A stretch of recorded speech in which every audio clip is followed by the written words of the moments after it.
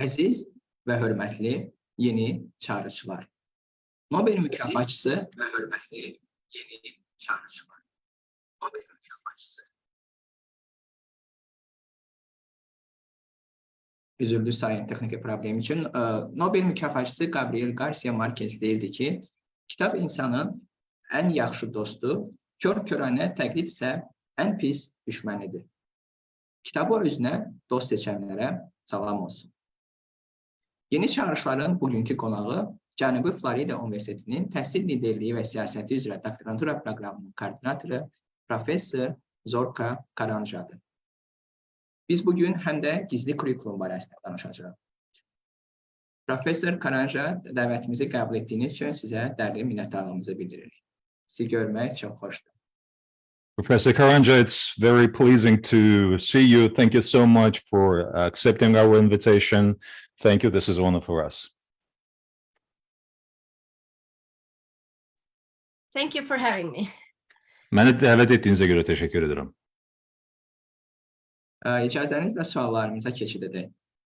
So if you don't mind, we would like to switch to the questions. That's great. Professor Karanxha, sizin tədqiqat mövzularınızdan biri məktəbdə nizam-intizamdır. Məktəbdə intizam mövzularını araşdıran professorun özü nə dərəcədə intizamlı şagird olub? Özünüzün özünüzə nəzarətindən nə dərəcədə razısınız?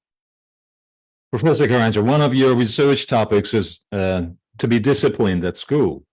So to what extent you were a disciplined student back in your times? How disciplined was the professor herself? And how satisfied, how pleased are you with your self-control? So yes, I do study school discipline, and it doesn't come because I was disciplined in the sense of what we see now as discipline. So if you're asking if I was punished in school as I was growing up, in the sense that I didn't behave well or I made mistakes and I was sent to the principal's office, the answer is no.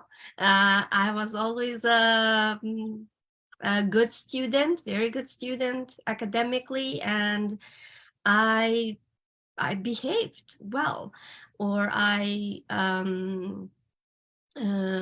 acted according to the norms that were set in the school and my parents. But getting back to the larger issue of school discipline, I think that one of my concerns as a professor, as an educator, and as a parent has been this sense of how, at least in the United States, I'm not sure about Azerbaijan and other countries in the eastern part of Europe and the world, but I know, for example, in the United States, that we have turned to more punitive ways of discipline, because in my view, discipline itself as a word is not something that is punishment. Discipline is a way to raise children or to have people behave around certain norms and values that the society has. And so that's where my concern lies, is that, for example, in the schools and the districts that I have done research on, there is a very distinct way of having students being punished for misbehaving, or what used to be a misbehavior where we would say, well, these are children, they are growing up. Right now in the United States, there is a discipline matrix where you actually would get suspended, you get referred, you can get in school suspension or out of school suspension. And unfortunately, what is happening is that the students who get this kind of treatment are students who are mostly males, and mostly students of color, particularly African-American males, African-American females, and Latino males in the United States. So that's where my concern is, that we are missing an opportunity for students to understand what is it that is expected, and to spend the time to have students understand the consequences and understand that their best place is being in the classroom, not missing learning. Cəfər bəy, suala görə təşəkkür edirəm. Əslində baxanda, bilirsinizmi, mən vaxtilə məktəb illərində kifayət qədər nizamlı, intizamlı olmuşam. Mənim məktəb intizamı məsələsini tədqiq etməyim əslində mənim heç də uşaqlığımda intizamsız olmağımla əlaqəli deyil. Yəni mən kifayət qədər həm akademik cəhətdən, yəni dərslərimdə də müvəffəqiyyətli olmuşam, həmçinin də davranışımda da qaydalara, tələblərə həmişə riayət etmişəm. İstər məktəb olsun, istər valideynlərimin müəyyən etdiyi normalar, bütün bu normalara da cavab vermişəm. Amma bir professor olaraq, bir həqiqətən də təhsil işçisi olaraq və bir valideyn olaraq mən sizə deyə bilərəm ki, bilmirəm, Şərqi Avropa dövlətlərində, Azərbaycanda və digər Şərqi Avropa dövlətlərində vəziyyət necədir? Amma Amerikada müəyyən nizam-intizam deyəndə, yəni məktəbdə nizam-intizam deyəndə burada ilk növbədə ağla cəza sistemi gəlir. Və intizamlılıq məsələsi daha çox cəza prizmasından baxılır.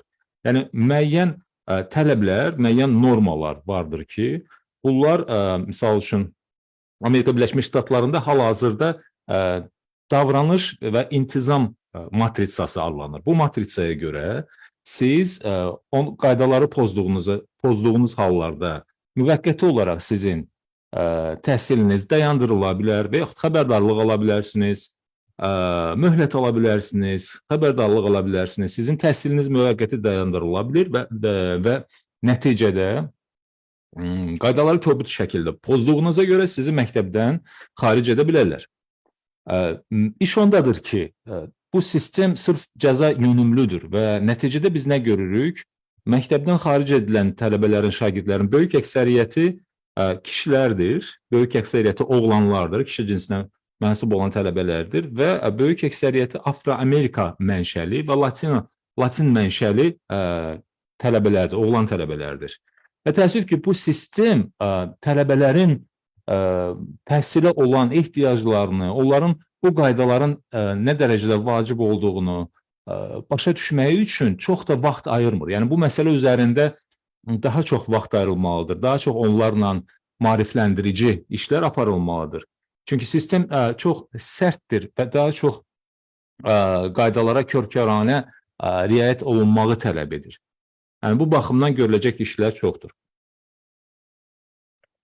So, Martina, I'm going to be more careful and stop because I forgot that I have to stop for you to interpret after me. So I'm going to be more careful. No worries at all, Professor. I'm all yours. Thank you. Professor Karanxha, bəs məktəbdə intizamdan danışmışkən, məktəbdə bu prosesin inkişafı ilə bağlı məsləhətləriniz nədir? Professor, talking about the discipline at school, what would be your recommendations, kind of the tips and recommendations on the development of this process at school? How one can ensure that the students are behaving well and they're observing all the rules and regulations? Yeah, great question. And very important for us at this time. I think what we are missing really when it comes in schools is developing relationships with students, right? And we are so focused on academics, on reading, on mathematics, on science, that we have actually forgotten that when we have students that come as children in our schools, in our classrooms, they are human beings first. And so as you would in any other exchange of relationships between humans, we need to develop those trusting relationships with the students in our classrooms so that they trust us, they want to act in a way that pleases us. So I think that students who actually have trusting relationships with their teachers, who see the teachers as someone who they can trust, they will behave better, they will learn more than with teachers that they don't. Cəfər bəy, çox əla sualdır və çox aktual sualdır. Bilirsinizmi, biz nəyi unuduruq? Məktəbdə təhsil prosesi zamanı bizim unutduğumuz bir məqam odur ki, bu uşaqlar sinifə gələndə axı onlar hələ də inkişafı yaşayan bəşər övladlardır. Yəni bizim kimi adi insanlardır. Biz onlardan daha çox akademik nəticələr tələb edirik. Bizim fokusumuz daha çox, yəni bizim nəzərimiz daha çox akademik nəticələrədir. Yəni oxudur, riyaziyyatdır, təbiət elmləridir və s. Amma onların uşaq olduğunu biz unuduruq. Və bu baxımdan biz tələbələrlə, şagirdlərlə mütləq qaydada etibar və etimad münasibətlərini inkişaf etdirməliyik ki, onlar müəllimə etibar etsinlər, müəllimə inansınlar. Və müşahidələr onu göstərir ki, müəllimə etibar edən tələbələr, yəni müəllimlə tələbələr arasında belə bir münasibətlər formalaşdığı zaman onların nəticələri də, yəni akademik nəticələri də yaxşılaşır, davranışları da daha yaxşı olur və onlar çalışırlar ki, məhz müəllimi razı salacaq şəkildə davransınlar. And the other thing that we do in schools is that everything that we do in school is based on what adults think, right? So we have policies, we have rules, we have regulations that students have no say in what is appropriate, how we should relate with each other, what the consequences are for someone that misbehaves or breaks the rules that are set in the classroom. So I would suggest that we engage students in setting rules and setting regulations in schools when it comes to school discipline and how we relate with each other. Bir də Cəfər bəy, bilirsinizmi, axı biz bu normaları, bu qaydaları, bu tələbləri tərkib edərkən tələbələri bu işə, bu prosesə cəlb etmirik. Yəni, qaydaların nədən ibarət olacağına dair tələbələrin bir səs hüququ yoxdur. Siyasət, məktəbin siyasəti, məktəbin qaydaları, məktəbin normaları, tələbləri, kimi hansı zaman, hansı qayda pozuntusuna görə, hansı şəkildə cəzalandırmaq lazımdır, bunun fəsadları və nəticələri necə olmalıdır. Bununla bağlı tələbələrin bir səs hüququ yoxdur. Onlar bu prosesdən kənardadırlar. So I don't know about schools in Azerbaijan, but I know, for example, in the United States, most of the schools and school districts here, they send questionnaires to teachers, to administrators, to students and parents. And they ask about how they feel about school, whether they feel they're safe, whether they feel where the teachers care about them, whether they're learning. So these kinds of questions, right? Bir də bir şey də deyim sizə, müsbət praktika arasında. Misal üçün, Azərbaycanda bilmirəm necədir, amma Amerika Birləşmiş Ştatlarında bir çox məktəblərdə və ərazilərdə, əyalətlərdə sorğu anketini göndərirlər. Bu sorğu anketini valideynlərə göndərirlər. Bu sorğu anketlərini həmçinin də ünvanlı şəkildə icmalara göndərirlər ki, nə dərəcədə misal üçün onlar tələbələrin, şagirdlərin güvənli olduğuna inanırlar. Yəni, şagirdlər və tələbələr məktəbdə güvənlidirlərmi? Onların təhlükəsizliyi təmin olunurmu? Müəllimlər nə dərəcədə tələbələrin və şagirdlərin qayğısına qalırlar? Yəni, belə bir sorğu, anketlənmə də həyata keçirilir. And so we do this, we collect the data, right? But we then don't do much with it, right? We see there is a discrepancy between what administrators think, what teachers think, what students think, and what parents think about school safety, about how much people in the school care about the students, and how they think they are seen in the school. And so the point is that we need to listen. We need to see where the issues are and truly be honest when we see that there is a huge disconnect between students and the school, parents and the school, and try to find out how to improve how the students feel, how their parents feel. So I think that's another way, listening to parents, listening to students, for schools to address issues of both school discipline and safety in the school. Bu proses zamanı, yəni anketlənmə və müayinələr zamanı, sorğular zamanı təbii ki, biz məlumatları, datanı, verilənləri toplayırıq. Bizə informasiya daxil olur. Amma biz bu informasiya ilə nə edirik? Bu məlumatlarla nə edirik? Mənə elə gəlir ki, burada istər məktəb inzibatçıları, müəllimlər olsun, valideynlər, tələbələr olsun, bunların arasında müəyyən bir boşluq var. Və bu boşluq bizim nə qədər dərəcədə səmimi olduğumuzla da bağlıdır. Yəni biz cari vəziyyəti görüb, onu düzgün təhlil edib, onu valideynlərlə, tələbələrlə incələyib, düzgün qərarlar qəbul edirikmi? Məncə burada bir disconnect dediyimiz o bir boşluq var. Ünsiyyət və rabitə boşluğu var və bu valideynlərlə, müəllimlərlə, tələbələrlə və inzibatçılar arasında olan bir boşluqdur.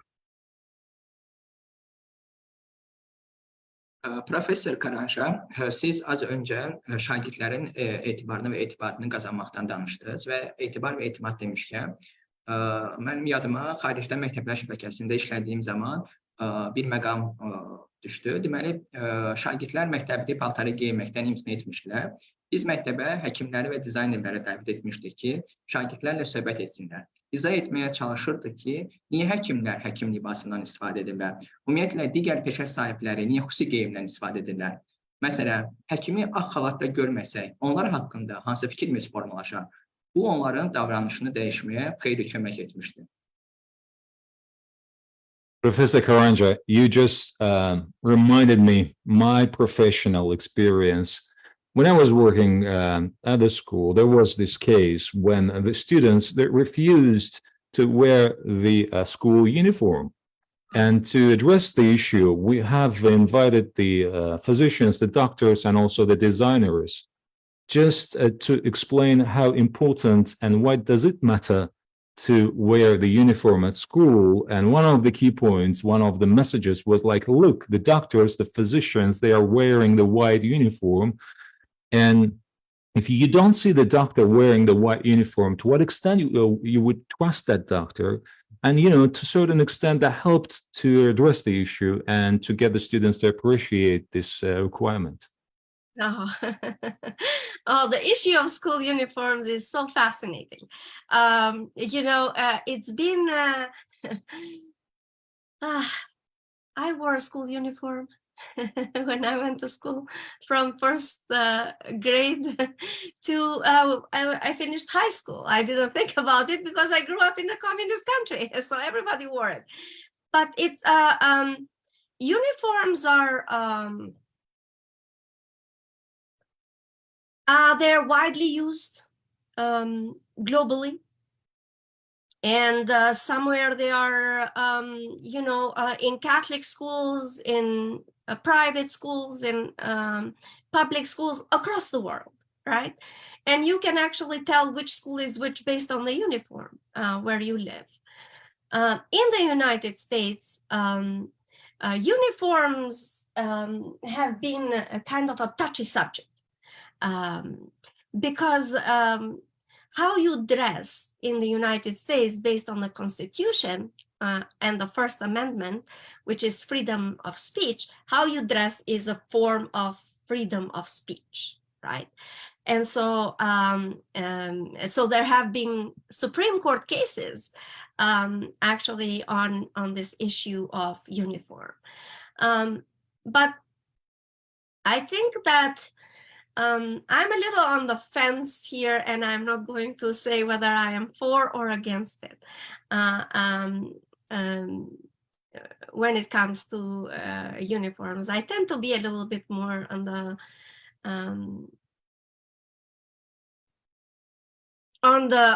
the side of the youth, if you will. So I think that the person that's refusing to wear the uniform is unique and that they have something to say, that they don't want to be part of the collective, right? If we look at that way. On the other hand, Martin, if you want to translate this, I can wait for you. I'm all right, Professor, so please continue. I'm taking notes. Okay, so, and on the other hand, we have a school that's determined that all the children being in uniform suggests a sense of school community, a school pride, or belonging in this place. And in this case, bringing doctors in as a sense of professionalism. So basically, the message is that we are here in school, all wearing the same uniform, because we are here to learn, and that suggests to us that we are ready to do so. I think, you know, as long as you have this collective agreement to do so together with the parents, you know, I can see the point of the school too. Cəfər bəy, bilirsinizmi, bu uniforma məsələsi, geyim məsələsi o dərəcədə maraqlıdır, o dərəcədə həqiqətən də insanların diqqətini cəlb edən məsələdir ki, mən istər-istəməz xatirələrə dalıb özümü xatırlayıram. Birinci sinifdən də elə uniforma geyinirdim və məktəbi bitirənə qədər, elə yüksək siniflərə qədər, yuxarı siniflərə qədər. Çünki əslində bizim başqa seçimimiz yox idi. Biz komünist rejimində böyük boya başa çatmışdıq. O ki, qaldı qlobal miqyasda uniformadan istifadə etməliyik mi məsələsinə, bilirsiniz, bəzi məktəblər, misal üçün katolik məktəblər var, sonra özəl məktəblər var ki, onları məktəblərin giydiyi libasa görə tanıyırlar. Yəni, filan libasa görə siz deyə bilərsiniz ki, şagird bu və ya digər məktəbdə oxuyur. Yəni, həmin məktəblərin kimliyi məktəblilərin giydiyi libasdan bəlli olur. İndi o ki, qaldı bu məsələyə dediyiniz nə dərəcədə, bilirsinizmi, hətta Amerika Birləşmiş Ştatlarında bu məsələ konstitusiya ilə və daha dəqiq desəm, konstitusiya birinci düzəlişlə nizamlanır. Orada qeyd olunur ki, geyim seçimi məhz ifadə seçimi ilə birbaşa əlaqəlidir. Yəni, söz azadlığı, özünü ifadə azadlığı ilə birbaşa əlaqəlidir və bu baxımdan Amerika vətəndaşlarına həmin o sərbəstlik və azadlıq verilir. Hətta mən sizə deyim ki, uniforma ilə bağlı Ali Məhkəmənin işləri var və sırf bu məsələ ilə əlaqəli olaraq. İndi mən bir mənalı olaraq əleyhinə danışmayacağam. Əslində baxanda mən gəncləri dəstəkləyəcəm. Elə gənclər var ki, onlar istəyirlər ki, seçilsinlər, fərqlənsinlər, istəmirlər ki, kollektivlə, siniflə, kütlə ilə qarışsınlar. Digər tərəfdən məktəbi də başa düşürəm. Sizin gətirdiyiniz misalda da, orada da məntiq odur ki, çünki geyim məktəbin bir növ o ID-sidir. Məktəbin kimliyini bəlli edən bir məsələdir. Məktəbə mənsubiyyəti ifadə edir və həkimlər də orada dəvət etməklə orada eyham ona edilir ki, işarə ona edilir ki, biz burada yəni oxuyuruq, öyrənirik, təhsil alırıq və bu bizim əsas prinsipimizdir, bizi fərqləndirən cəhətdir. Yəni o tərəfi də məktəbi də başa düşürəm. Professor Karanxha, just one more thing about the uniform, because from the studies that I have done on school discipline, I found out that actually when it comes to school discipline, mostly girls are punished for the way they dress. So their skirts might be short, they're showing their shoulders, or they're showing their, you know, they're not modest.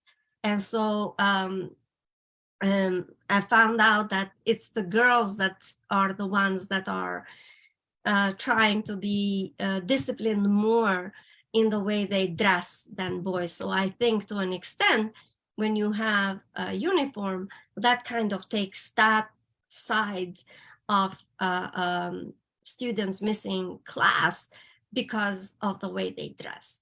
Although I still think there are people that are going to kind of roll those skirts up and, you know, maybe try to be a little different than the other students, even with uniforms. Bir də bir şey deyim Cəfər bəy, mənim apardığım məktəb intizamı ilə bağlı araşdırmalarda məlum olur ki, daha çox geyimə görə nizam-intizam sanksiyalarına məruz qalan qızlardır daha çox. Yəni burada qısa ətəklərdir, çiyinlərin görünməsi və s. kimi hallara görə qızlar daha çox intizam qaydasında tənbih olunurlar və yaxud da ki, cəzalandırılırlar. Yəni, bununla belə yenə də hətta məktəbin uniforması olduğu təqdirdə, uniforma ola yenə də bəzi tələbələr bu ətəkləri qısaldırırlar və s. Yəni, bu və digər şəkildə fərqlənmək üçün çalışırlar. Ətraflı cavablarınız üçün çox sağ olun, Professor Karanxha. Bəs təhsildə təbliğ etdiyiniz əsas ideya nədir? Thank you for your very informative and for very engaging answers and responses, Professor. But what is that idea, Professor, that you promote in education? What is that specific thing that you always promote and cheer in education? Yes, I think that I truly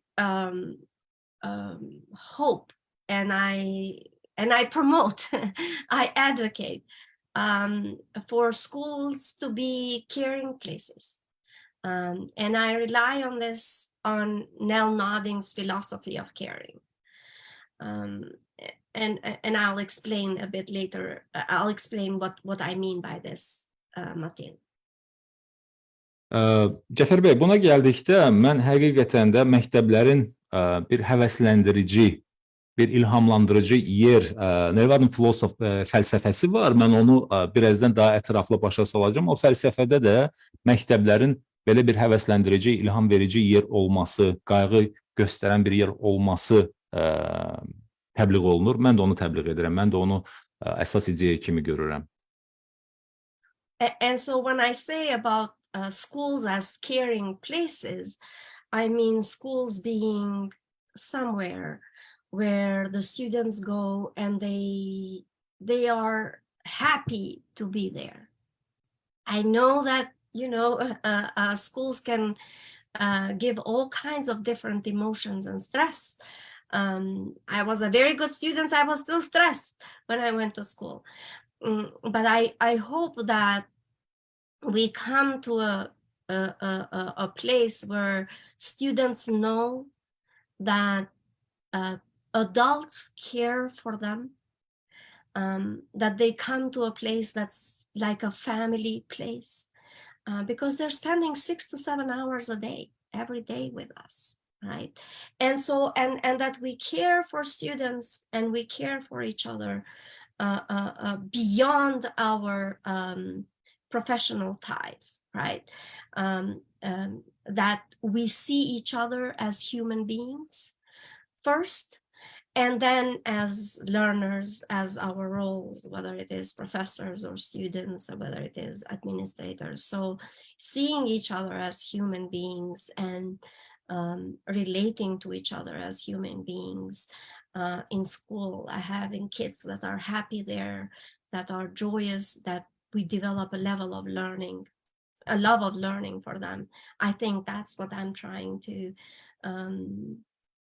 impart to my students, and that we have these schools that are places that do the right thing and where there is fairness that students can see and teachers can see. Cəfər bəy, mən məktəbi məhz qayğı və nəvaziş yeri kimi görürəm. Yəni, mən bunu təbliğ edirəm əsas ideya olaraq. Çünki şagirdlər, tələbələr məktəbə gələrkən onlar xoşbəxt olmalıdırlar. Bir halda ki, onlar məktəbə gəlirlər və burada müxtəlif emosiyalarla üzləşirlər. Təbii ki, streslə də üzləşəcəklər. Mən özüm çox yaxşı şagird idim, amma mən də vaxtı ilə məktəbdə, dərslərdə o streslə üzləşmişdim. Odur ki, bütün bunlara baxmayaraq, bir halda ki, onlar 6 saat, 8 saat vaxt keçirirlər məktəbdə. Yəni, Ona görə bu məktəb mühiti onlar üçün bir ailə mühiti olmalıdır, bir valideyn mühiti olmalıdır. Onlar məktəbdə özlərinə qarşı nəvazişi və qayğını hiss etməlidirlər və biz ilk növbədə müəllim, inzibatçı, direktor, təsərrüfat işləri üzrə məsul şəxs və s. bütün bunları, bütün bu statusları kənara qoyub birinci insan olmalıyıq, birinci insani münasibət göstərməliyik. Sonra isə vəzifə və öhdəliklərimizə uyğun şəkildə işimizi icra etməliyik. Yəni bunu başlıca olaraq qeyd etmək istərdim və təbii ki, şagirdlər görməlidirlər ki, məktəbdə ədalət və ədalətlilik hökm sürür. Bunu da görməlidirlər. Professor Karanxha, ədalət demişkən, siz həm də sosial ədalət liderliyi üzrə tədqiqatlar aparırsınız. Müəllimlər və məktəb rəhbərləri sosial ədalət liderliyinin təmsilçisinə necə çevrilə bilərlər? Professor Karanxha, since you're conducting very interesting studies in the field of the social fairness, speaking about the fairness, by the way, speaking about the just, so how do you think, how can we get the teachers and the administrators, the educators to become the champions, the ambassadors of the social fairness? A great question.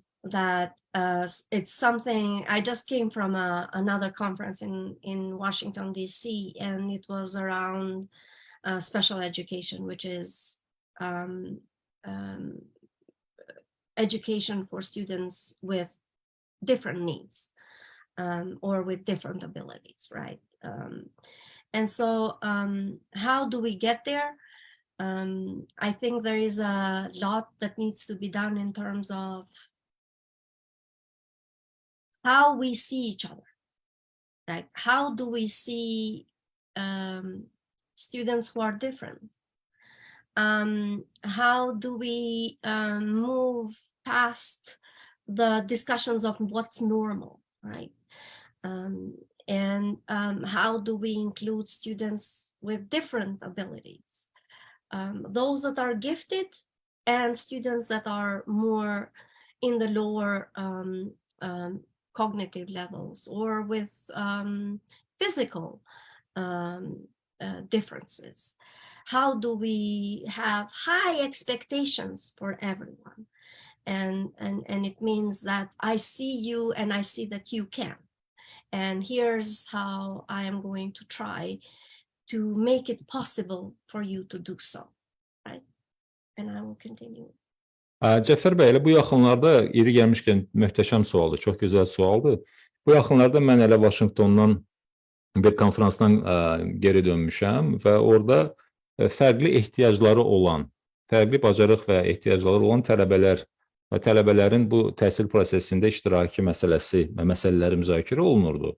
Ki, burada hansı yanaşmalar olunmalıdır, istifadə olunmalıdır. Adi, qeyri-adi, yüksək və aşağı istedad səviyyəsi, qavrama fərqləri olan, fiziki imkanları məhdud olan, fiziki bacarıqları fərqli olan tələbələr. Biz bunları, bu tələbələrin ehtiyaclarına necə duymalıyıq, necə davranmalıyıq? Bütün bu məsələlərlə bağlı çox fərqli və maraqlı yanaşmalar vardır ki, o da birbaşa olaraq sizinlə o sosial ədalətlilik məsələsinə də əlaqəsi var. And so one of the, as I said, high expectations for everyone.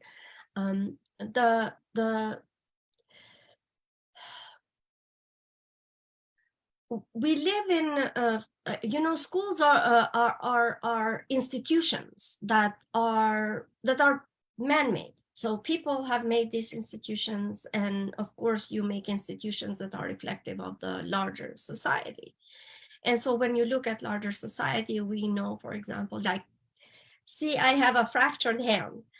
And so I've learned during this process that everything around me, the smallest of things, is made around how to do things with two good hands that function. And so when you think about it, we need to have a society and schools that are based on universal design. So we have to think first about those among us that have the fewer abilities to do certain things, like, for example, people who are healthy-bodied. So how can we have schools, stores, streets accessible for everyone? And then how can we have schools that are accessible to different learning styles?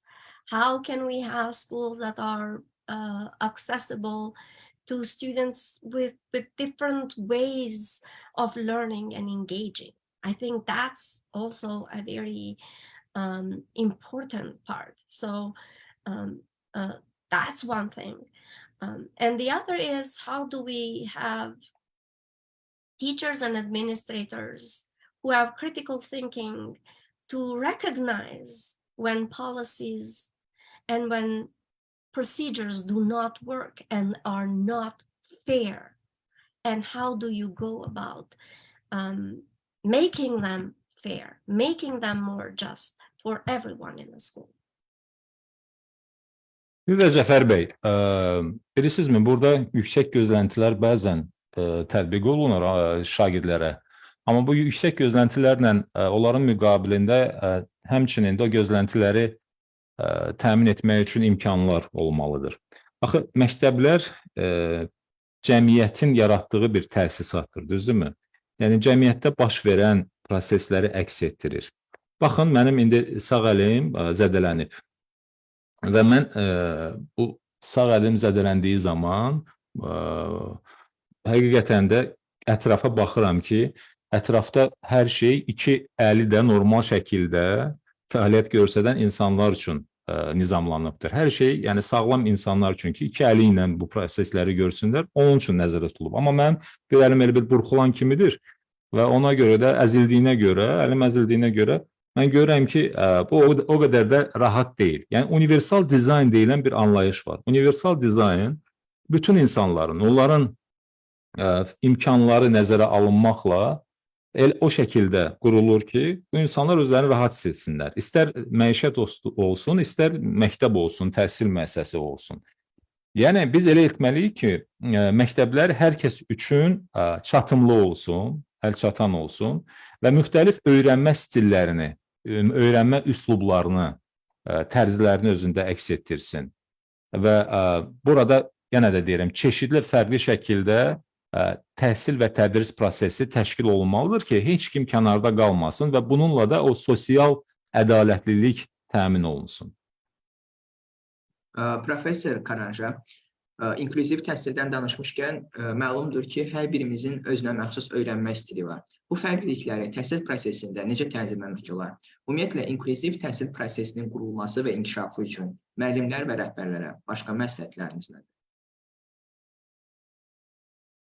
Professor, what would be, since in education process, all students, they have own style of performance and learning style. So how do we regulate this learning process in a way that it will accommodate all the different learners or the different students? And what would be your recommendation to the teachers in that way, in terms of being sensitive towards the individual learning needs and the individual learning process?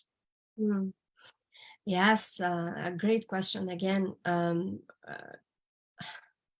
Unfortunately, what we are doing in education is that we have designed schools that tend to be as efficient as possible.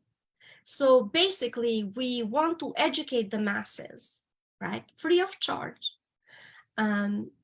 So free education, but with as little money as we possibly can. So that's the main principle in the United States, right? Cəfər bəy, bilirsinizmi, yeri gəlmişkən daha bir möhtəşəm, gözəl sualdır. Məktəblər necə dizayn olunubdur? Onların dizaynı odur ki, biz mümkün qədər çox effektiv olaq, mümkün qədər çox səmərəli olaq.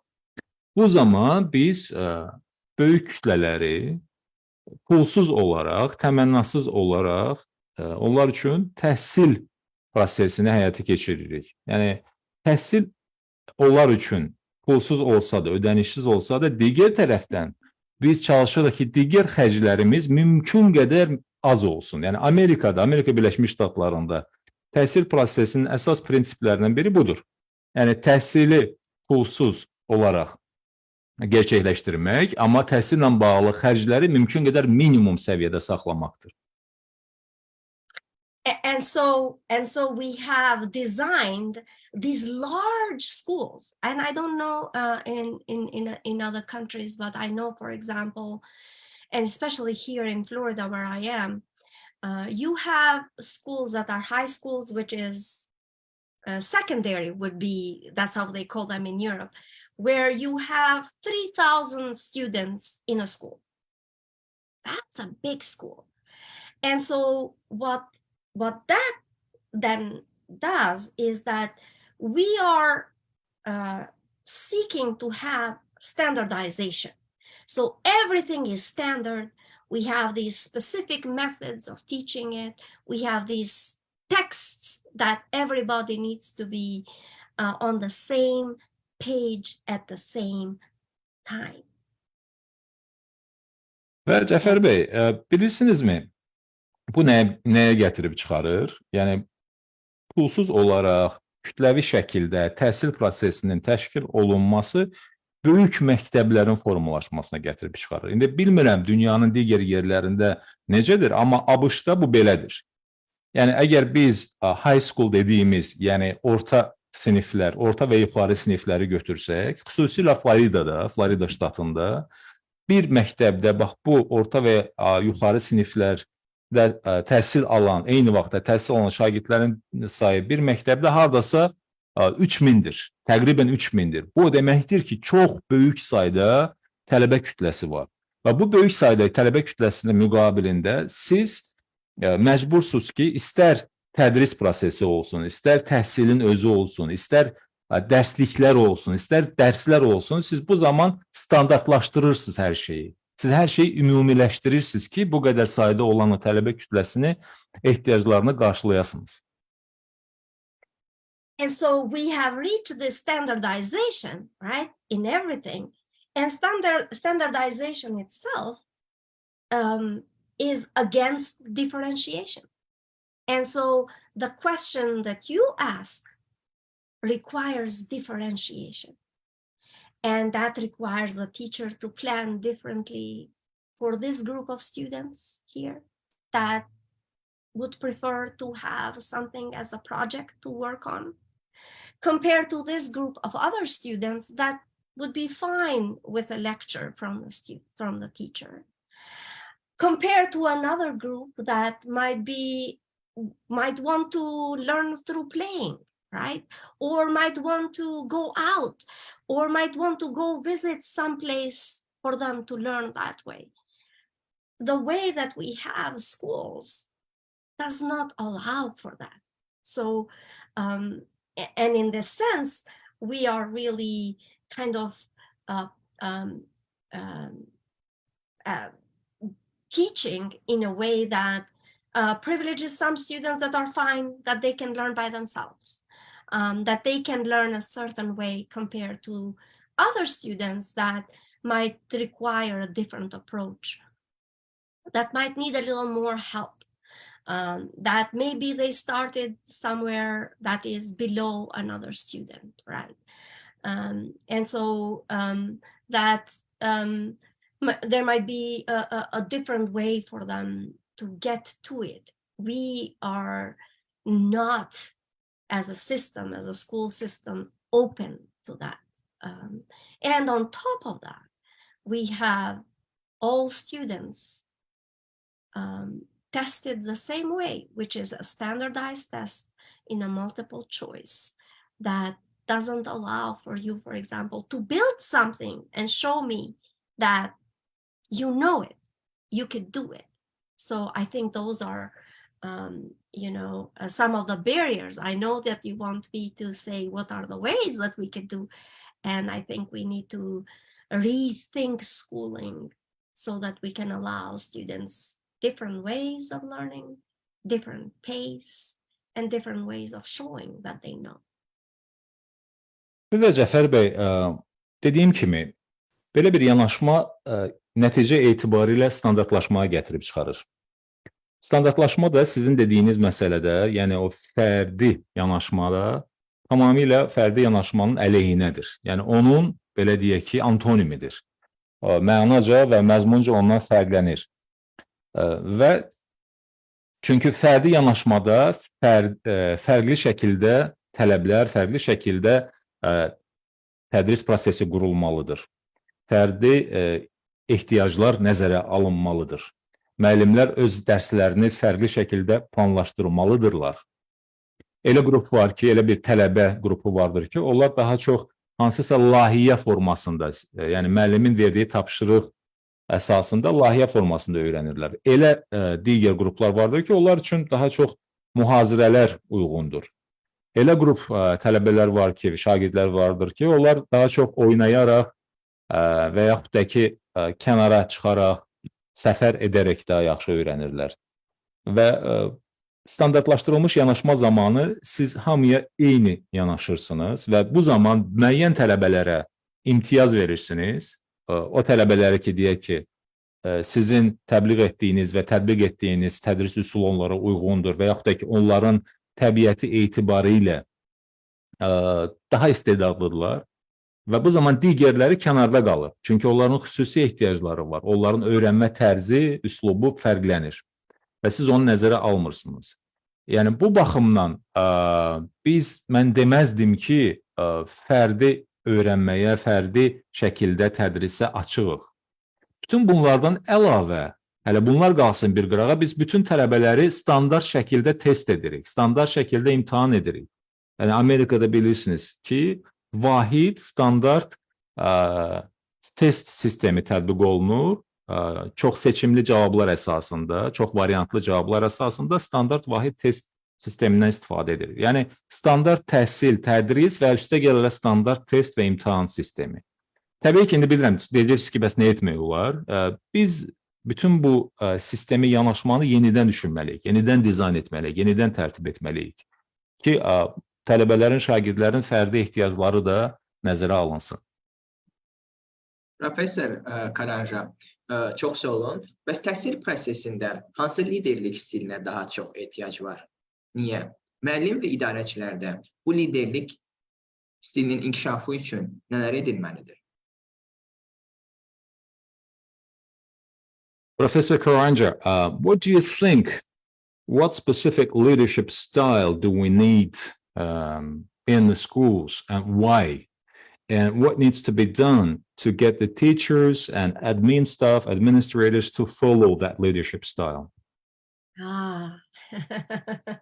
If I knew that, I don't think there's such a thing that I would be a rich woman if I knew the answer to that. But I do think that leadership is one of the most elusive concepts in terms of what it is, what it means, and what kind is needed, right?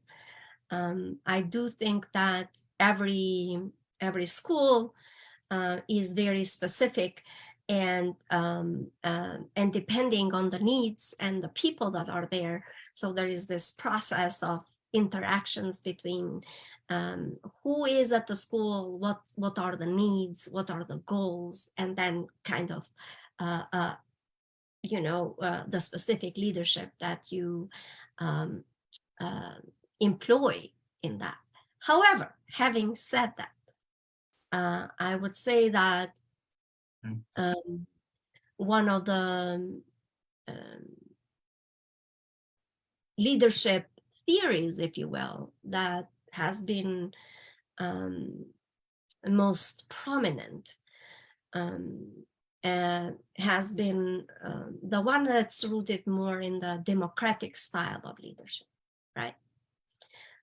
Where the decision-making isn't necessarily come from the top, but it's something that happens in a distributed way, which currently people do talk about distributed leadership, so that depending on who has the expertise, provides that kind of a leadership, whether it's around curriculum, instruction, and decisions to be made. The one leadership that for me, I have written quite a bit about has been transformative leadership or leadership for social justice. Sometimes they get to be used interchangeably, if you will. And so for me is, how do we as leaders make decisions that are right, that are fair, and that are ethical? And how do we keep our word, and how do behave in a way that makes people trust in what we say and what we do? So that for me is the way to have followers or have people in your organization follow your lead, trust who you are. Səfər bəy, mən bu sualın cavabını 100% bilsəydim, çox varlı, zəngin qadın olardım. Yaxşı sualdır, amma cavabını bir mənalı bilsəydim, olduqca varlı və zəngin olardım. Bilirsinizmi, mən düşünürəm ki, ən illüziya yaradan konseptlərdən biri məhz liderlik konsepsiyasıdır. Nə mənada? Çünki liderliyin mahiyyəti, onun biruzə formaları, onun müxtəlif tərəfləri çox fərqlidir. Və xüsusilə məktəb tematikasında, məktəb mövzusunda, axı hər məktəb spesifikdir. Hər məktəbin özünün spesifik, özünə xas olan ehtiyacları, işçiləri, əməkdaşları var. Və məhz bu spesifiklikdən çıxış edərək, məhz bu fərqli cəhətlərdən çıxış edərək liderlik tərzi orada tətbiq olunmalıdır. Mən belə deyim də, ən əsas və ən təməlli prinsiplərdən biri demokratik liderlik stilidir məktəb inzibatçılığında həmçinin. Burada bu demokratik liderlik dedikdə, yəni o qərarların verilməsində olan liderlikdir və heç də şərt deyil ki, qərarlar yuxarıdan aşağıya doğru verilməlidir. Bununla yanaşı həmçində distributed leadership, yəni paylaşdırılmış liderlikdən də istifadə olunur. Yəni bu liderlik qərarları verərkən bu arada müəyyən səlahiyyətlər ötürülür, qərarların qəbul edilməsində müxtəlif tərəflər iştirak edirlər eyni zamanda. Bununla yanaşı şəxsən mənim dəstəklədiyim liderlik üslubları arasında transformative leadership, transformativ liderlik adından bəlli olduğu kimi və sosial ədalət, social justice liderlik deyilən liderliyidir. Yəni burada bilirsinizmi, mənim üçün başlıca prinsip nədir? Məktəbdə, təhsildə liderlik deyəndə burada bizim doğru, dürüst, ədalətli və etik qərarların verilməsidir. Və ikinci məsələ odur ki, biz elə etməliyik ki, insanlar bizə bu liderliyi etibar etsinlər. Onlar bizə etimad göstərsinlər ki, bizim dediyimizlə, əməlimizlə sözümüz vəhdət təşkil etsin. Və onlar bizim ardımızca geçsinlər. Çox sağ olun, Profesör Karanxha. Əziz izləyicilər, sizə də xoş sözləriniz və dəstəyiniz üçün təşəkkür edirik. Sizin bizə təşəkkürünüz, həm də bu görüşü paylaşmaq olar, öz həmkarlarınızla paylaşmaq olar. Odur ki, bu prosesdə sizin aktiv olmağa dəvət edirik. Profesör Karanxha, siz gizli kurikulum barəsində də tədqiqat aparmışsınız. Kurikulumla bağlı hansı gizli məqamlar ortaya çıxır? Meanwhile, Professor, we would like to thank and commend our viewers for their nice words. They are extending their messages of support and appreciation for your participation, for your great responses. Professor Karanxha, you're also conducting the research on the secret curriculum. So what are the hidden points related to the curriculum specifically? You use the word secret curriculum, which is interesting. We call it hidden. So that what is not seen. And so when we think about curriculum in schools, for example, there is a formal curriculum, for example, the textbooks that we choose in schools, the documents that we have, those are all formal curriculum. And the null curriculum, if you will, is that which is not mentioned. That is also part of the curriculum because we don't speak of it. The hidden curriculum, the term, it's an academic term, right?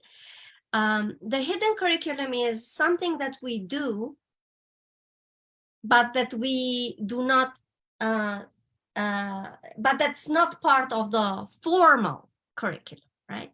So it's something that is embedded in our practices, it's embedded in what we do, it's embedded in our values. We engage in it, but we don't actually specifically mention it in our documents. That's the hidden curriculum. Zəfər bəy, hidden curriculum deyilir. Yəni bu gözdən kənar qalan, belə deyək. Gizlidən daha çox nəzərdən kənar qalan kurikulum. Bilirsinizmi, var rəsmi, formal olan kurikulum. Yəni bu dərsliklərdir, bu təhsil proqramıdır, bu sənədlərdir ki, bunlar hamıya bəllidir. Rəsmi sənədlərdir. Və biri də var, bizim qeyd etmədiyimiz, bu və ya digər şəkildə onu ifadə etmədiyimiz, qeyd etmədiyimiz kənarda qalan, gözdən kənarda qalan, gözdən iraq qalan kurikulum. O kurikulumdur ki, biz onu rəsmi şəkildə hardasa qeyd etməmişik. Amma eyni zamanda biz onu dəyərlərimizdə, biz onu yanaşmalarımızda, biz onu təbliğ və təqdir etdiyimiz, təşviq etdiyimiz məsələlərdə bir növ istifadə edirik. Yəni, o sezilən bir kurikulumdur. Halbuki, rəsmi olaraq heç bir sənəddə qeyd olunmamışdır. Ona görə biz ona hidden kurikulum deyirik. Yəni, nəzərdən kənarda qalan kurikulum. Rəsmi kurikulumun elə bir qeyri-rəsmi hissəsi. Deyəsən, nəzərdən kənarda qalan bu kurikulum özü-özünü qiymətləndirməyə aiddir, doğrudurmu? Am I right in my thinking that it is about the self-regulation? So when we say hidden curriculum, in a way, to the extent it's also related to the self-regulation. I think, Jafar, that you are right in that sense, because it comes down to, do we do what we say, right? For example, in the article that I wrote with a colleague of mine about hidden curriculum, it was about our own work. And this is something that we did probably 10 years ago when I was starting as an assistant professor, so I was early on in my academic career. And we were looking at who do we admit in our program, in our master's program. And so we, as a department at that time, we said that we want students that are coming from marginalized groups, right? For example, we were saying we want students who are diverse, who are different. That was our mission, of our department. And so what we found out when we looked at people who applied for us, and who we admitted, we found out that a few of us were not actually doing that. And that's part of the hidden curriculum, because part of that is that we say we want certain people, but we weren't truly following all of that. So it comes to that, do we self-regulate to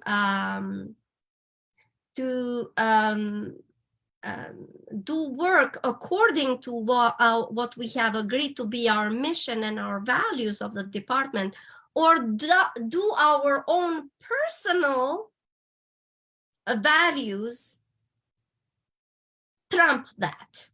And that's where that idea of self-regulation, or maybe collective thinking, this struggle between that, I think, comes to play.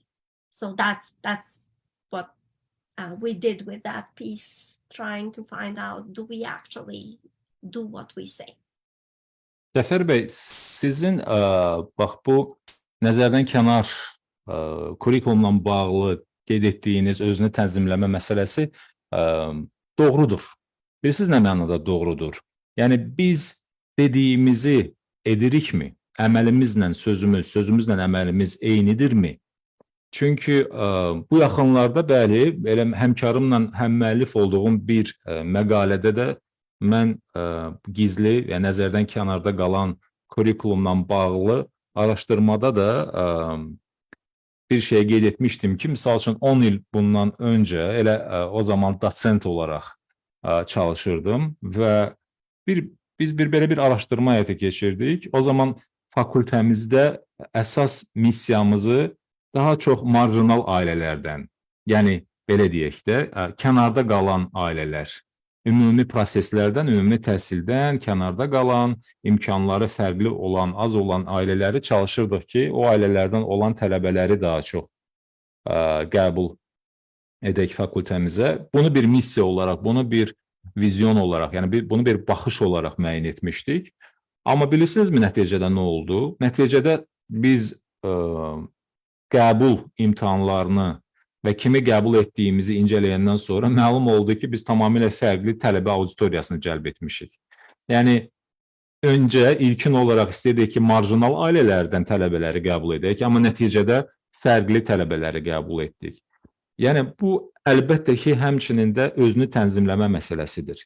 Siz nizamnamədə, siz əsasnamədə, siz misyonda, yəni missiyanızda, baxışınızda, dəyərlərinizdə bir şey elan edə bilərsiniz, təbliğ edə bilərsiniz. Amma əməldə fərqli bir şey də ola bilər.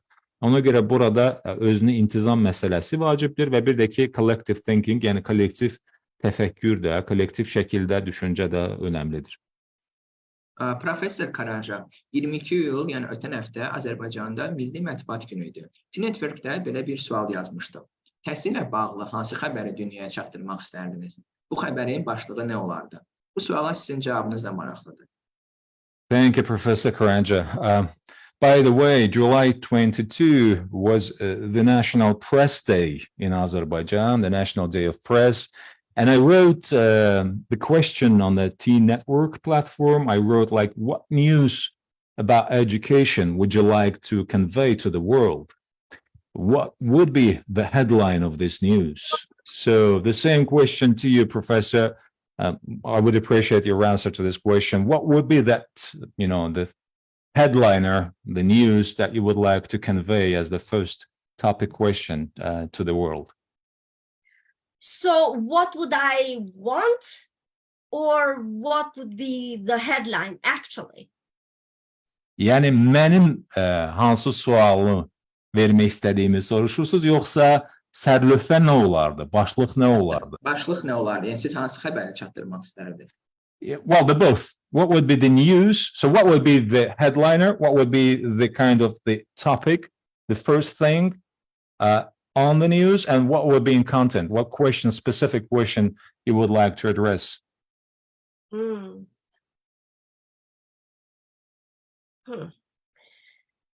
thought this would have been an easy question, but it is not.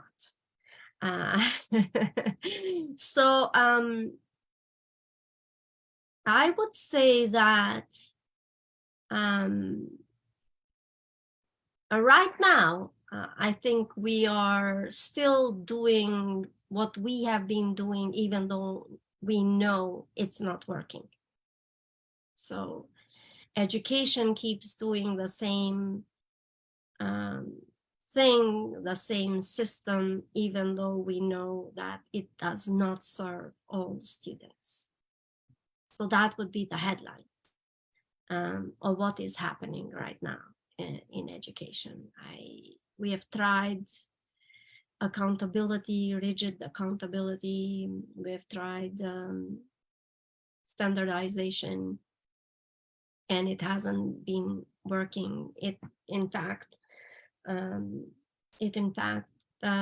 is doing what is not needed, because what we need right now and for the future, we need students who are problem solvers.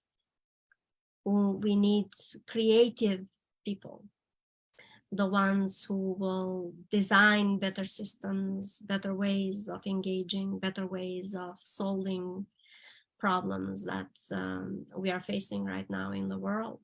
So I think that would be the headline for me.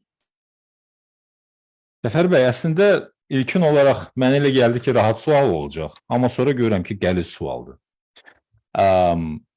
Bilirsinizmi, çox güman ki, sərlövhə başlıq olaraq mən bunu qeyd edərdim ki, biz yanlış şeyləri etməkdə davam edirik. Yəni, başlıq belə olardı. Bilirik ki, yanlışdır, amma davam edirik. Bu sərlövhəsidir. O ki, qaldı sualın, ısmarıcının, mesajın özünə. Burada məsələ nədir? Bizim hal-hazırda təhsildə tətbiq etdiyimiz üsullar, yanaşmalar yanlışdır, amma biz onlara davam edirik və ehtiyacı olmayan şəkildə tələbələri, şagirdləri yetişdiririk. Bizə nə lazımdır gələcək baxımdan? Bizə lazımdır ki, tələbələr yaradıcı olsunlar, kreativ olsunlar. Onlar problem yönümlü olsunlar, yəni problemləri həll etmək istiqamətində formalaşsınlar. Onlar kritik düşüncəyə sahib olsunlar. Onlar dizayn baxımından, yəni proseslərin, müxtəlif işləri elə tərtib, elə qursunlar ki, dünyanın gündəmində olan çağırışları həll etsinlər. Bunun əvəzinə biz isə olduğu şəkildə, yəni əvvəl necə idisə, o şəkildə təhsilə davam edirik və verimlilik də sıfırdır. Amma yanlış yanaşmadır. Bu yanlış yanaşmanı da biz davam etdiririk. Çox möhtəşəm cavabdır. Çox sağ olun, Professor Karanxha. Yeri gəlmişkən, mənim də bu suala belə cavab vermişdim ki, dünyada bütün həbsxanalar ləğv edilib, eyni gündə 1 milyon məktəb açılıb və həmçinin digər bir başlıq belə yazmışdım ki, milyonlarla insan kitabxananın qarşısında növbə gözləyir. Well, thank you for outstanding response. That was just tremendous. And by the way, my response was like, in the same day when the penitentiary facilities, they were closed, 1 million schools were opened. That would be my, kind of picture that I would like to see in future. The other one would be million of people are standing in a queue for the bookstore, in a queue to the library. That would be another kind of idyllic picture that I would like to see in future. Yes, I love that, Jafar. I love that. I love that, because I wish we invested more in schools and not in penitentiary systems, prisons. I wish we didn't ban books, but opened more books to more students. And another headline for me is like, attacking teachers is not the answer. I would say that a record investment and commitment to education would be the ideal answer, headline for me, where we can actually do what is right. We know the answers, we just are not committed to doing the right thing when it comes to education. Çox gözəl, çox möhtəşəm Cəfər bəy. Həqiqətən də daha yaxşı olar ki, yatırımlar, sərmayələr penitensiar müəssisələrə deyil, dustaqxanalara deyil, məktəblərə bu yatırımlar, bu investisiyalar edilsin, məktəblər açılsın, məktəblər bağlanmasın, məktəblər bu və digər səbəblərə görə qadağan edilməsin, bağlanmasın və s. Və burada xüsusilə mən müəllim üzərinə getməklə problemi deyil, problemi həll etmək deyil. Burada daha çox məhz təhsil sahəsində öhdəlik götürməklə məsələni həll edə bilərik. Mənim ideal bir başlıq lazımdırsa, mən bunu qeyd edərdim. Commitment to education, yəni təhsilə dair öhdəlik götürmək. Təhsildə öhdəlik əsas mesaj olmalıdır. Çünki mahiyyət etibarilə biz nə etməliyik yaxşı təsəvvür edirik. Yəni hamı yaxşı bilir ki, nə etmək lazımdır, amma əmələ gələndə icra olunmur. Biz əməli şəkildə icrada hansı bir dəyişiklik görmürük. Professor Karanxha, sizcə hansı yeni məktəb modellərinə ehtiyac var? Yeni bir məktəb yaratsanız, bu məktəbin digərlərindən fərqi nə olardı? Professor Karanxha, what new school model do you think we need? And if that was to you to create and establish new model of school, what it would be? Excellent question. You know, I ask my students this question at when the ones that are doing the master's degree, Jafar, I ask them to imagine a school where you don't have any constraints in terms of financial or in terms of designing it. So you are asking me a question that I ask my students. And so it's great. So now is my turn to answer that the question. So Martin, you can translate that, and then I will try to think about my ideal school. Professor, I hope your students are watching this live stream and taking notes to pass the exam. Cəfər bəy, çox əla sualdır. Bilirsinizmi, nə maraqlıdır? Siz mənim özümün tələbələrimə verdiyim magistr dərəcəsi imtahanlarında, magistr dərəcəsi almaq üçün o təhsil prosesi zamanı verdiyim sualı siz indi mənə verirsiniz. Adətən mən bu sualı verirəm ki, təsəvvür edin, yəni o gələcəyin məktəb modelini təsəvvür edin. İndi siz mənə bu sual qarşısında qoydunuz. Tamam, mən düşünüm, yəni həqiqətən də məktəbin, gələcək məktəb baxımından bunun dizayn olunması, bunun forması, mahiyyəti nə olmalıdır? Bunu cavablandırıram indi. And so I will say that for starters, I hope that the school is, I would want a school that's small in terms of the size of number of students that would be in the school, 300 to 400 kids, no more. And so in terms of that, and then I would like the school to be designed around certain systems that have caring at its core. This idea, this notion, the concept of caring. And so what does that mean? I can continue. Cəfər bəy, bilirsinizmi, başlayanlar üçün, yəni təzə təhsilə başlayanlar üçün xüsusilə, aşağı siniflər üçün, mən çox istərdim ki, məktəblər böyük olmasın, kiçik məktəblər olsun. Yəni, haradasa 300-400 şagird üçün, 300-400 şagirdin təhsil aldığı bir məktəb görürəm, gələcəyin məktəbini. Və sonradan, indi davam edirəm fikrimə.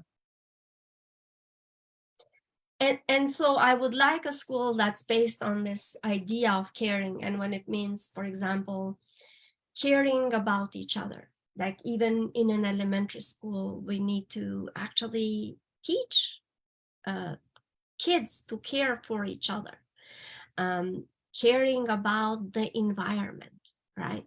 Caring about caring about animals, caring about where we live, the objects, caring about books as well, caring about ourselves. How do we actually self-care? Caring about who we are, caring about other adults. So those are the principles for me that I would design a school. It would be a school, and when I say we can design a curriculum like that, I'm not reinventing the wheel. Nell Noddings has written books on schools that care. And you can have a curriculum, for example, if we say caring about environment, where biology, chemistry, physics, they are designed around the environment where we live and how to have an ecosystem that is friendly to humans, to animals, to different vegetation. We can have, for example, caring about learning. How do we have that joy of learning? Because I think we have lost that sense of having joy when you learn, when you read. And so how does it feel to know that I care for you? How does it feel to know everyone in the school, that you are not stressed that somebody is going to pick on you, right? That you are going to be bullied. You are not stressed that the teacher doesn't know who you are or who your family is or anything like that. So it's based on developing relationships.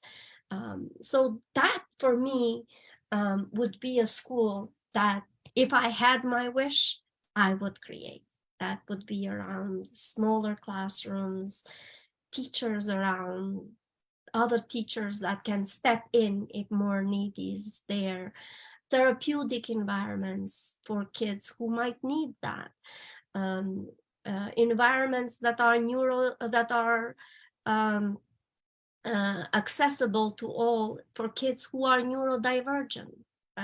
How do we have these places for them that do not trigger, for example, behavior that then makes them be in segregated spaces? So it would be a school that is inclusive, that welcomes all, that adheres to democratic principles, to how students engage with each other, with teachers, with policies that are around educating, not schooling. They're different, right? So that would be a school where I would love to create, where you would have kids that excel. Some people are great drawers. They can draw perfectly. I am terrible at it. But I loved having drawing classes when I was a student. I wasn't necessarily the best in doing work in the garden, but I still went there and I loved that. So I think that having also a school where students can find their talents and they excel and they succeed is another thing that I would love in my school, and where principals are servant leaders, are the ones that make the conditions so teachers can work and students can learn and everyone feels like they belong. That would be my school. Professor, take me to that school, please. I can draw, I can do gardening, and I can do interpretation. Please take me. Yes. Səfər bəy, bilirsinizmi? İlk öncə qeyd etdiyim kimi, həmin məktəb kiçik olmalıdır, 300-400 nəfərdən ibarət, 300-400 şagirddən ibarət və xüsusilə ibtidai siniflərdən mən bunu çox istəyərdim ki, şagirdlərə qayğı və nəvaziş öyrədilsin. Yəni, şagirdlər istər həm yaşıdlarına qarşı, istər ətraf mühitə qarşı, heyvanlara qarşı, yaşadıqları yerə qarşı, əşyalara qarşı, kitablara qarşı, özlərinə qarşı o nəvazişi və qayğını öyrənsinlər uşaqlar. Kiçik yaşlarından, ibtidai siniflərdən başlayaraq özünə qayğını öyrənsinlər. Biz kimik? Onu anlasınlar, kimliklərini anlasınlar, böyüklərə qarşı hörmət və ehtiram onlara təbliğ olunsun, tədris olunsun və mən bu şəkildə məktəbi xüsusilə tərtib edərdim, dizayn edərdim. Nell Noddingin buna dair məktəbdə qayğı mövzusunda ayrıca bir kitabları da var, əvvəl də qeyd etmişdim. Bu məsələni xüsusilə araşdırılmışdır və onun araşdırmalarında da qeyd olunur ki, müxtəlif fənlər üzrə dərslərdə biz bu əsas dəyərləri təbliğ edə bilərik. Misal üçün, biologiya, kimya, fizika dərslərində ətraf mühitə qayğılı yanaşmağa təbliğ oluna bilər. Yəni, əsas mövzu təbii ki, dərsin əsas predmeti, məzmunu qalır. Onunla da yanaşı həmçinin də ətraf mühitə daha diqqətli, daha qayğıkeş, daha təəssübkeş yanaşma təbliğ oluna bilər. Biz bilirsiniz nəyi itirmişik Cəfər bəy? Biz öyrənmənin, yəni o təhsilin sevincini unutmuşuq. O təhsil sevinci, təhsil coşqusu tələbələrdə indi yoxdur. Biz o təhsil coşqusunu, o sevinci yenidən qaytarmalıyıq. Və mən məktəbi necə görürəm, qeyd etdiyim kimi, bütün o dediklərinlə yanaşı, elə bir məktəb mühiti olmalıdır ki, orada hər kəsə qarşı qayğı göstərir. Orada zorbalıq yoxdur. Orada incitmə yoxdur. Orada kimliyə görə, hansı sosial təbəqədən gəldiyinə görə fərqli yanaşma yoxdur. Orada terapevtik mühit hətta, uşaqların o terapevtik ehtiyacları nəzərə alınır. Müxtəlif neyrofərqli, bilirsiniz, elə bir termin də var. Neyrofərqli, yəni neyrosistemi, sinir sistemi fərqli şəkildə olan uşaqların imkanları, ehtiyacları nəzərə alınır. Orada uşaqlar, yəni rəsm yeri gəlmişkən, mən rəsm qabiliyyətim bərbaddır. Amma yəni bununla belə, yenə də elə bir mühit olmalıdır ki, mən rəsm çəkməyə də həvəs göstərdim. Baxmayaraq ki, yaxşı rəsm çəkə bilmirəm. Və yaxud da ki, bağbançılıqdır, uşaqlar yəni bu həvəslərə də yiyələnməlidirlər, bu bacarıqlara da yiyələnməlidirlər. Mən ideal məktəbi elə görürəm ki, o məktəbdə məktəbin direktoru lider xidmətçidir. Lider xidmətçi. Bir tərəfdən liderdir, idarə edicidir. Digər tərəfdən isə o xidmət göstərməlidir. Yəni, tələbələrə, şagirdlərə xidmət, elə bir mühit yaratmalıdır ki, orada məktəbdə müəllimlər sevə-sevə işləsinlər, tələbələr isə sevə-sevə təhsil alsınlar. Bax, elə bir məktəbi mən ideal bir məktəb modeli kimi görürəm. Professor Karanxha, biz Mətin müəllimlə bu məktəbinizin böyük məmnuniyyətlə şagirdi olmağa hazırıq. Elə deyil Mətin müəllim? Mən artıq öz təklifimi səsləndirdim, sizinlə də bu barədə həmrəyəm. Professor Karanxha, Jafar and Metin, myself, we would like to be the best students. We would like to be the first students, first in the row in that school model of Professor Karanxha. Thank you. I would love to have that. Məmnuniyyətlə, təşəkkür edirəm. Yeri gəlmişkən, Professor Karanxha, hazırda sizin tələbələriniz də bizi izləyir. Mən xüsusilə Lalə Orucovanın adını qeyd etmək istəyirəm. Lalə xanım sizin barənizdə danışarkən qeyd edirdi ki, yəni siz hər bir tələbənizə individual yanaşaraq, hətta tələbələrinizin sosial həyatlarının bir parçası da olursunuz. Nə gözəl ki, sizin kimi dəyərli müəllimlərimiz var.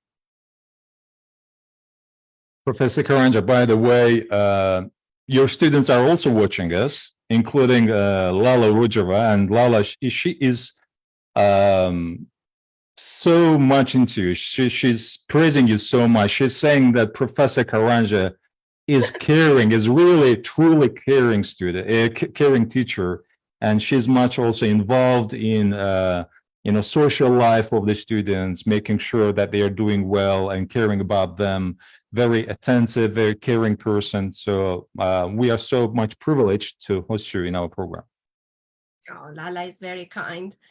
I thank her for her nice words. Lala xanım çox lətafətlidir, çox xeyirxah, mehribandır. Mən onun xoş sözlərinə görə təşəkkür edirəm. İcazənizlə yekun bir neçə sualı səsləndirmək istəyirəm. Çox sağ olun. So, Professor, with your permission, just a few last questions to wrap our program.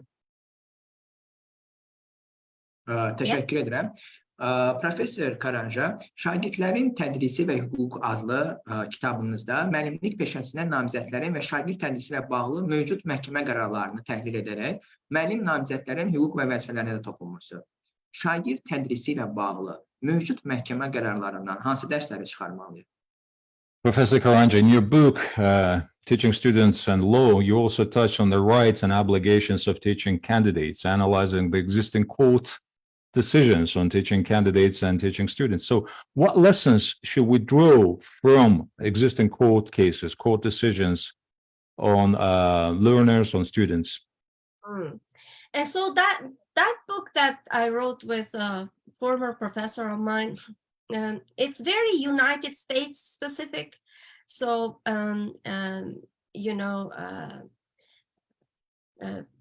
students here who want to become teachers, they have to do an internship, which is teaching on their own with another teacher present in schools in the specific subject that they want to graduate from.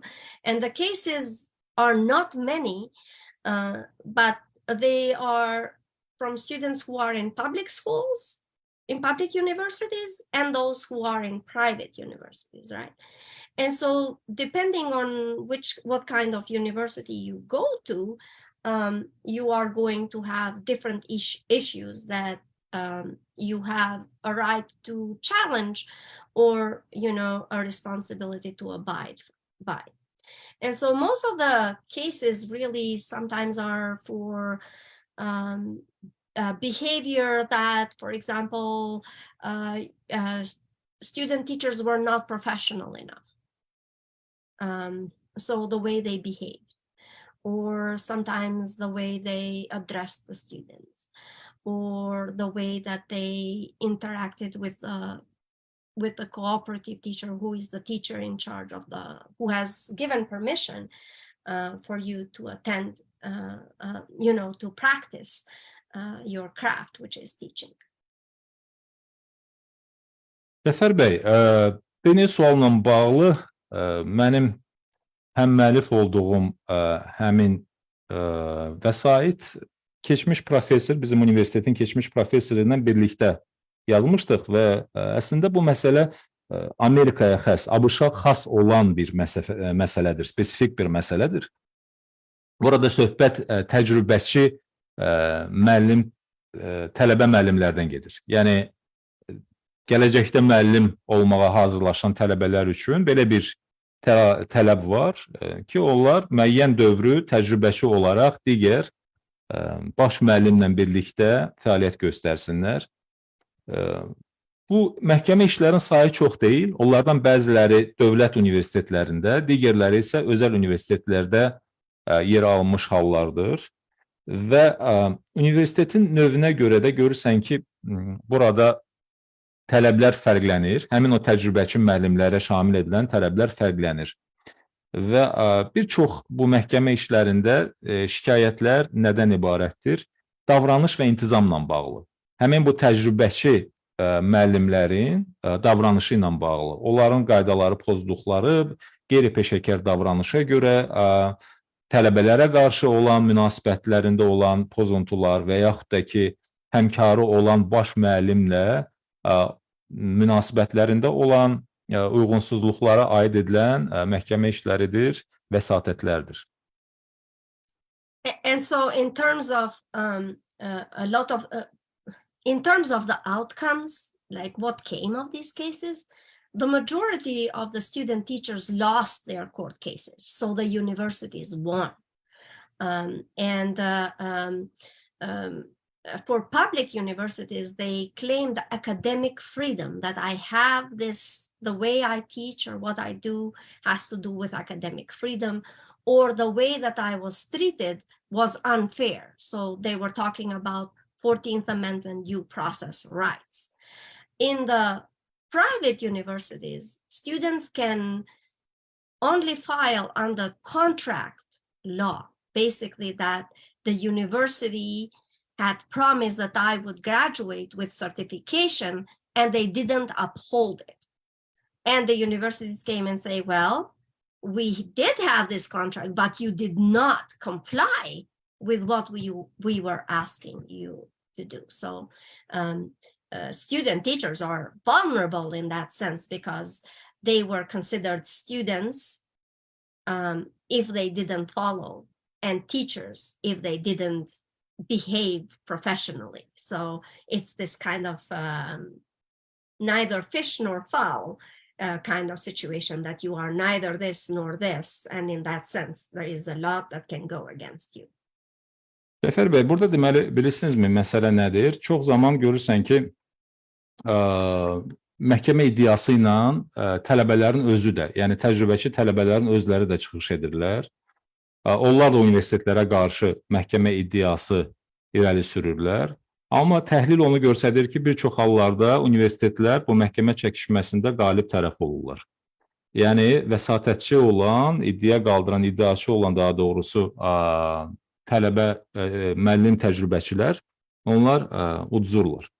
Çünki məktəblər, universitetlər deyirlər ki, bizim özümüzə aid nizamnaməmiz var, öz qaydalarımız var və təcrübəçi tələbə bu qaydalara riayət etmədiyinə görə biz onu xaric etmişik və yaxud da ki, biz onunla bağlı olaraq hansısa inzibati qaydada və yaxud da ki, daxili nizamnamə əsasında tədbir görmüşük və yaxud da ki, görürsən ki, təcrübəçi müəllim diplom almalıdır, müəyyən bir sertifikat, yəni şəhadətnamə almalıdır ki, bu təcrübəni həyata keçirib və tamamlamışdır, amma bunu müqabilində almır.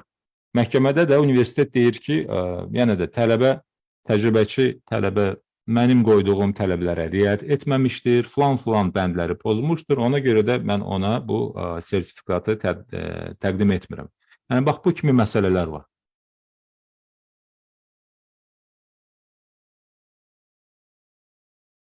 You're muted, Jafar. Cəfər bəy, mikrofonu zəhmət olmasın. Təşəkkür edirəm. Professor Karanxha, həyatdan öyrəndiyiniz ən əsas dərs nədir? Professor Karanxha, what is the most principal, the most fundamental and a bottom line lesson that you learned from your life experience?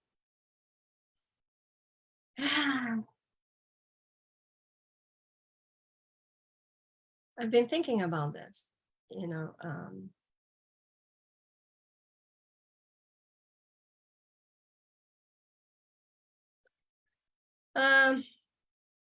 I would say persistence.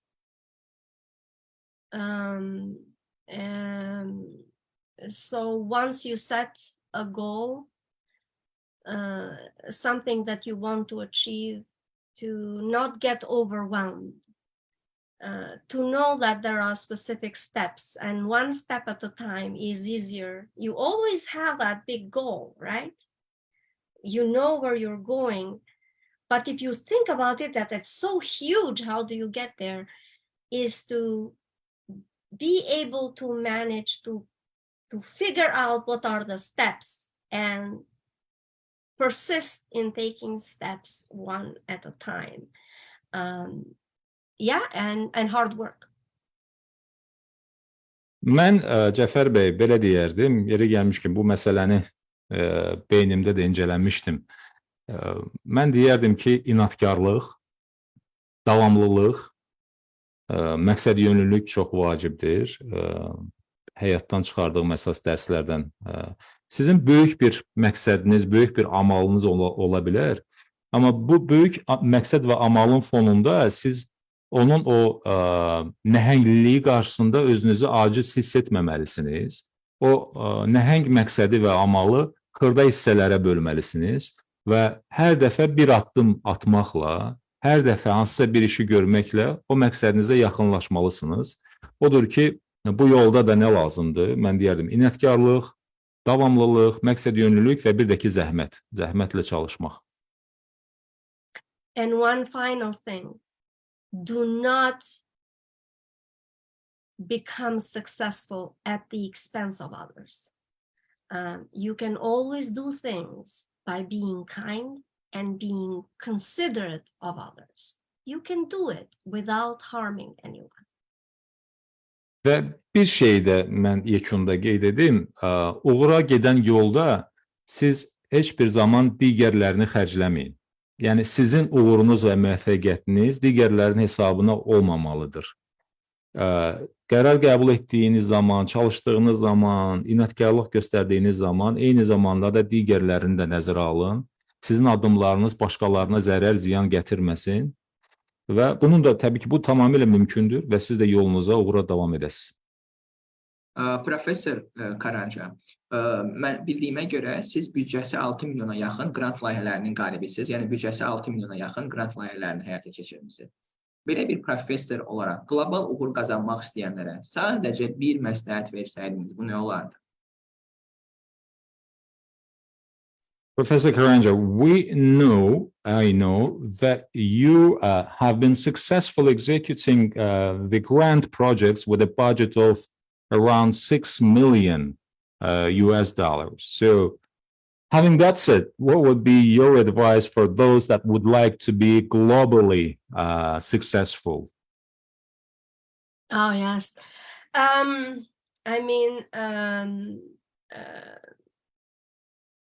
To be globally successful, you have to be able to have critical thinking skills, right? You have to be able to be know other cultures, engage with people from other cultures, so that you actually are culturally responsive, because different cultures have different values and different interactions. So being aware of that is extremely important in this global economy and global world that we are living in. So that's something that's a given. Be open to new learning. Be open to listening to other people. Being okay with not knowing. You know, there is no shame in it. I know a little, you know a little, someone else knows a little, and we might all know different things. I have learned that saying I don't know is great. It relieves you of the pressure of knowing everything, because nobody does. So I think, you know, and being honest, I can't emphasize that enough, you know, just being truthful and in terms of what you say and what you do. That's also very, very important. And so seeing the other human in front of you, seeing the value in everyone, those are for me, they're not just for my grant purposes or as a professor. For me, it's what guides me in life, you know, that we all have something to say, and we don't know everything, and that's perfectly fine. We don't have to pretend, and so that authenticity in what you do. Cəfər bəy, bilirsinizmi, mən belə deyərdim. Burada kritik düşüncə olduqca, bu bacarıq olaraq olduqca önəmlidir və eyni zamanda da, yəni qlobal miqyasda uğur qazanmaq üçün gərək həssas və davranasan, kritik düşüncən olsun və siz müxtəlif dəyərlərə, müxtəlif mədəniyyətlərə, adətlərə həssas olmalısınız. Çünki fərqli mədəniyyətlər, fərqli xalqlar var. Onların bir-biri ilə qarşılıqlı əlaqəsi də fərqlidir. Odur ki, siz buna xüsusi heysiyyatla, xüsusi diqqətlə yanaşmalısınız. Xüsusilə qlobal bir mühitdə, qlobal iqtisadiyyatda, qlobal dünyada bunu nəzərə almaq lazımdır. Digər tərəfdən yeni öyrənmələrə açıq olmalısınız. Yəni, yeniliklərə açıq olmalısınız.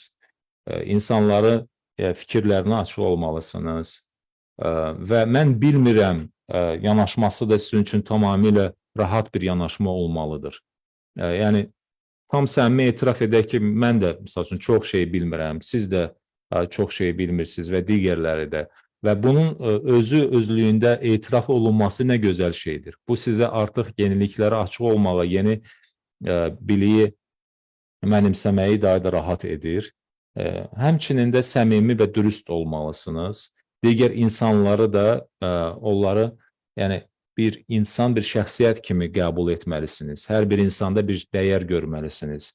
Mən bütün bunları tək o böyük büdcəli qrant layihələri, qlobal hansısa çağırışları, qlobal təşəbbüslərin fonunda demirəm. Bu mənim həmçində bir həyat məfkurəmdir. Həyatda mənə bir bələdçilik edən əsas dəyərlər dəstidir. Profesör Karanxha və yekun sual, bu bizim proqramımızın ənənəvi sualıdır. Təhsildə yeni çağırışları 8 güşəli ulduza bənzətsək, sizcə belə bir ulduzun güşələri hansı çağırışlardan ibarət olar? Və dəyərli zamanınızı ayırdığınız üçün, qiymətli fikirləriniz üçün sizə sonsuz təşəkkür edirik bir daha. Dear Professor Karanxha, endless thanks and our deepest gratitude for your participation. Now the final kind of fine touch question, last but not least question. If we compare, the challenges in education with an 8-pointed star, the star with the 8 corners, 8 points. So what do you think would be those corners of such a star in terms of challenges in education? Yes, I'm going to say what I think is needed in education. So I don't see them as necessarily challenges, although it could be challenging to, have that. But I'm going to start that one of what I see as is needed is for us in education to have students who are kind. And this having students who are kind is very much needed in this world where there is so much polarization and so much divisiveness, right? So I would say kindness would be one. I would say problem solving is 2. I would say relevant learning is 3. So something that students know why this is important. I would say critical thinking is extremely, extremely important. And I know that we talked a little bit about that. I would say inclusivity, which means inclusivity of ideas, inclusivity of different learning, inclusivity of different races, gender, and all kinds of backgrounds and abilities. That's something that we need to have. And then I would say the sense of having more just institutions is also important in when we think about where we are as a world and how do we have students that are prepared to have a better world. And I would also say creativity. I think that we need creativity more than ever to find solutions to the issues that are so complex, that are so pervasive across different countries. So those would be, I think I have 8. Do I have 8? You did 7, Professor. Excuse me, my counting. And then I would say to have those being able to function in a global world, I would say. So having this notion of multiculturalism or multiplicity, if you will, that would be something that would be an 8th challenge for the 8th pointed star. Thank you, Professor. Cəfər bəy, deməli mən belə deyim də, mən mütləq olaraq bunu çağırışlar adlandırmazdım. Daha çox təhsildə olan ehtiyaclar prizmasından yanaşsam, bax, məncə doğru olar. Halbuki bu yanaşmalar ola bilsin ki, prosesdə bir çağırışa çevrilsin. Amma mən daha çox indi o 8 məsələni təhsildə olan ehtiyaclar prizmasından 8 güşəli ulduz kimi qeyd edəcəm. Birinci məsələ, mən çox istərdim ki, tələbələr mehriban olsunlar. Onlar lətafətli, mehriban olsunlar. Çünki bizim bugünkü qütbləşmiş, həddindən artıq çox qütbləşmiş bir dünyada yaşayırıq. Həddindən artıq çox pərakəndə olan və qütbləşmiş bir dünyada yaşayırıq. Və bunun fonunda xeyirxah, mehriban insanlara çox böyük ehtiyac var. O insanları da biz tələbələrimizlə, şagirdlərimizlə formalaşdırmalıyıq. Bu bir. İkinci məsələ problem həll etmə məsələsidir. Yəni biz çalışmalıyıq ki, təhsildə daha çox problem həll etmə, problemləri çözmə bacarığına sahib olan tələbələri yetişdirək. Üçüncü ehtiyacı nədir? Bu relevant öyrənmə, yəni aktual öyrənmə. Biz o problemləri, o məsələləri təhsildə ön cəbhədə, ön plana gətirməliyik ki, onlar gündəm təşkil etsinlər. Yəni gündəmli, belə deyək, gündəmli öyrənmə. Dördüncü məsələ kritik təfəkkürdür, kritik düşüncədir. Biz bunu elə söhbətimiz boyunca qeyd etmişik və olduqca önəmli məsələdir. Beşinci məsələ inklüzivlik məsələsidir. İnklüzivlik deyəndə ideya inklüzivliyi, müxtəlif öyrənmə tərzləri, üslubları inklüzivliyi, müxtəlif irqlər, bacarıqlar, müxtəlif sosial mənşəyə sahib olan insanlar, gender inklüzivliyi və s. məsələlər. Altıncı məsələ getdikcə daha çox sayda ədalətli təşkilatların olması. Yəni ədalət prinsipi əsasında fəaliyyət göstərən təşkilatların çoxluq təşkil etməsi, xüsusilə müasir dünyada olan prosesləri nəzərə alaraq. Yeddinci məsələ kreativlikdir. Bizə daha çox yaradıcı insan, daha çox gündəmdə dayanan, dünyanın üzləşdiyi problemləri həll edə bilən və kreativlik potensialı, bacarığı olan insanlar lazımdır. Xüsusilə dünyada geniş yayılmış problemləri nəzərə alaraq və nəhayət 8-ci məsələ mən deyərdim ki, qlobal funksionallıq. Yəni təhsildə, şagirdlərdə qlobal miqyasda bacarıqlarını gerçəkləşdirmək qabiliyyəti olmalıdır. Lokal deyil, bir balaca yerlə deyil, qlobal miqyasda funksionallığı ilə seçilən tələbələr olmalıdır. Mən burada nəyə nəzərdə tuturam? Misal üçün, multikulturalizm deyilən məsələ. Yəni, çox mədəniyyətli mühitdə fəaliyyət göstərmək bacarığı da mütləq olaraq olmalıdır. Deyəsən, hamısını 8-ində dedim. Çox təşəkkür edirik zövq verici bir söhbət üçün və dəyərli zamanınızı ayırdığınız üçün çox sağ olun və icazənizlə yekun bir çağırışı səsləndirmək istəyirik. Thank you so much for very valuable and informative responses, Professor. And with your permission, we would like to switch to the conclusion part of our program. You're welcome. Buyurun, xoşdur. Əziz yeni çağırışlar, məlum olduğu kimi sabah, yəni 1 avqust Azərbaycan əlifbası və Azərbaycan dili günüdür. Ulu öndər Heydər Əliyev deyirdi ki, hər bir xalq öz dili ilə yaranır. Ancaq bu dili yaşatmaq, inkişaf etdirmək və dünya mədəniyyəti səviyyəsinə qaldırmaq xalqın qabaqcıl adamlarının, elin, bilik xadimlərinin fəaliyyəti nəticəsində mümkün olur. Xalq şairimiz Bəxtiyar Vahabzadənin Ana dilim şeirində dediyi kimi, bu dil bizim ruhumuz, eşqimiz, canımızdır. Bu dil bir-birimizlə əhd-i peymanımızdır. Bu dil tanıtmış bizə bu dünyada hər şeyi. Bu dil əcdadımızın bizə miras verdiyi qiymətli xəzinədir. Onu gözlərimiz tək qoruyub nəsillərə biz də hədiyyə verək. Bəlkə də hər zamanın çağırışlarından biri budur, elə deyilmi? Növbəti yeni çağırışlarda görüşənədək. Well, tomorrow, August 1, is the day of the Azerbaijani alphabet and the Azerbaijani language. Great national leader of Azerbaijan, Heydar Aliyev, he said that every nation is created and is distinct with its own language.